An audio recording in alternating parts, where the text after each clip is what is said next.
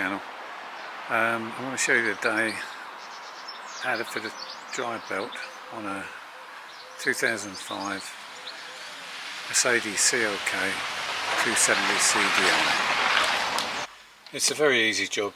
All you need is a 17mm socket and a bar, basically ratchet. Okay, so all you do is just underneath the tensioning pulley, which is here, you have a 17mm bolt, and all you do is put your socket on there, press your bar anti-clockwise down, and it relieves the tension on the belt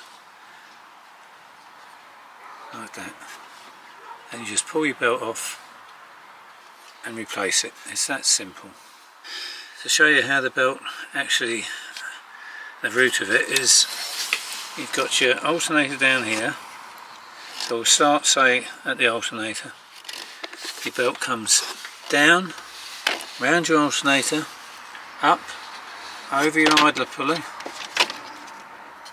straight across the top to your powered steering pump, around your powered steering pump, down below, around your air conditioning compressor, across to your crankshaft, goes around your crankshaft, then it goes around your tensioner pulley, over your water pump, and then back down to your alternator.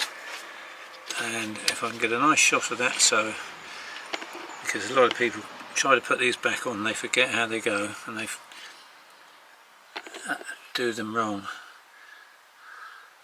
or it takes them an hour or so to figure it out, but that's it basically.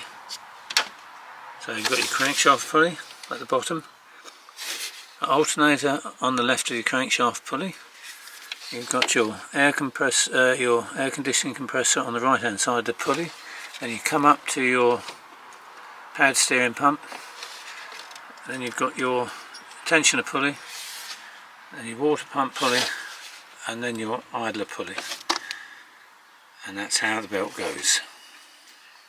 Thanks for watching.